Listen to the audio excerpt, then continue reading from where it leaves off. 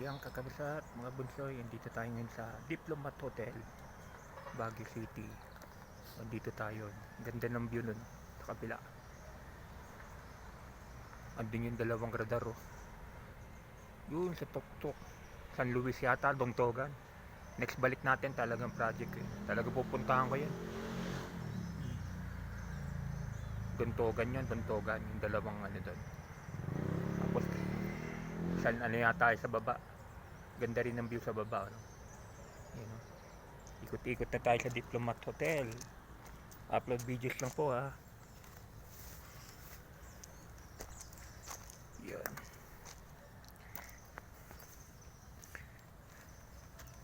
Ito po yung side ng big ng andito pa sa side po tayo ng Diplomat Hotel. Ikot-ikot lang po. Mamaya lilipat din po tayo sa harap.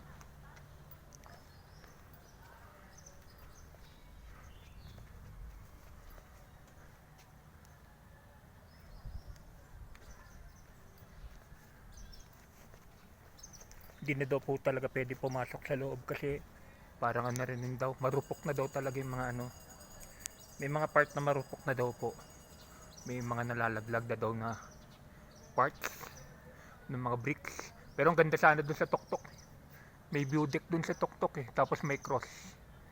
Hindi na daw po pwede pumasok sa loob kasi may mga nababagsakan ng ano. Dati pwede pumasok sa loob. Actually nakapasok na ako sa loob nito eh.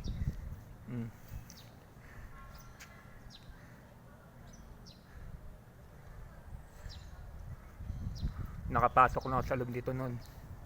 Nakakaakyat pa ako dun sa Tuktok. Pero nga yung problema nga, yung mga bitak-bitak ng bato umabagsak, marupok na rin.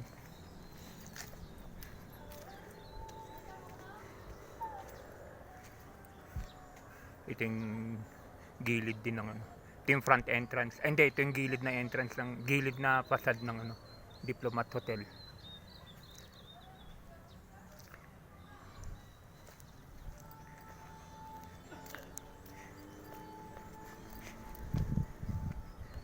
Yan o.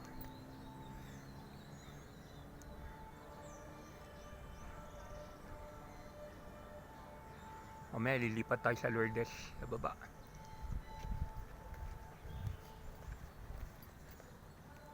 Sayang nga, di na pwedeng pasukin sa loob. Mas maganda nga sa loob pag napasok mo. Makikita mo talaga yung mga rooms. Talagang ano, solid. Pag gabi, bawal na rin. Ask ka muna ng permission sa ano. Ask ka muna ng permission sa city government. Dito naman sa kabila, ano, Joshua, parang Jewish church. Parang ano to eh, Jewish congregation. Yun. Largest 10 commandments tablet building in the world. Mamaya papakita sa inyo. Welcome, largest 10 commandments building, prayer sanctuary for all nations, Yahweh Elohim, God bless us all. Yan yung 10 commandments. Mamaya bago tayo lalabas.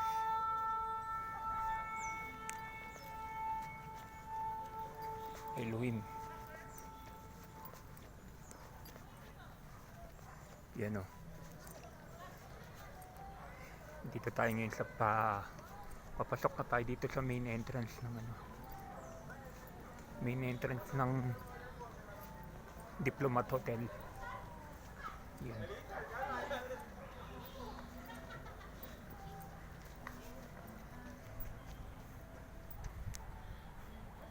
Naano kasi nung araw.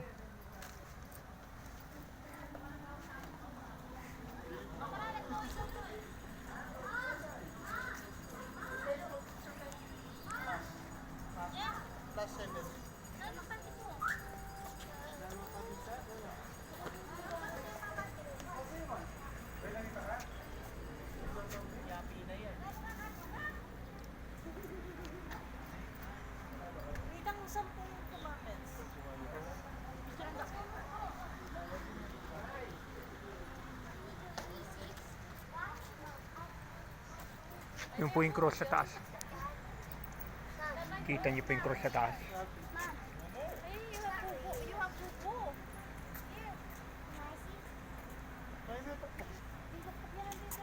Kaya tangay, kaya tapos bul.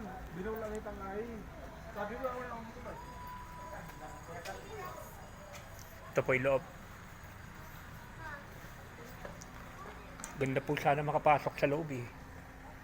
Wala na daw po talaga, hindi na pwede. Hanggang ganito na lang.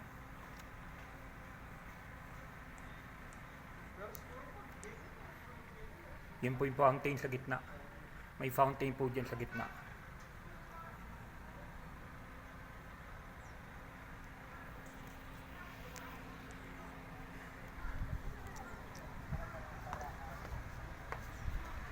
Pinatayo bilang bahay bakasyonan, Dominican Hill and Retreat House, 1915. Pinatayo bilang bahay bakasyonan ng mga Dominikano sa Dominican Hill sa Baguio, 1913 to 1915. Idinisenyo ni Father Roque Roanyo, OP. Pinasinanayaan, 1915. Ginawang paaralan at pinangalang Colegio del Santissimo Rosario, 1915 to 1918. Nagsilbing kanlungan ng mga pamilya at paring Dominikano noong panahon ng Hapon, 1942 hanggang 1945. Ginamit ng mga Hapon bilang huling tanggulan, 1945. Binomba ng mga sundalong Amerikano, April 1945. Ipinaayos 1945 to 1947. Ginawang Diplomat Hotel, 1973 to 1987. Inilipat ang pagmamayari sa lungsod ng Baguio, 2005. Parang namamahala talaga nito ngayon. Lungsod na ng Baguio. Yan.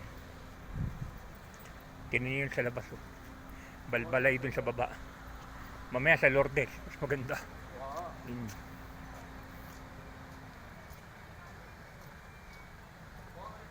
Yan.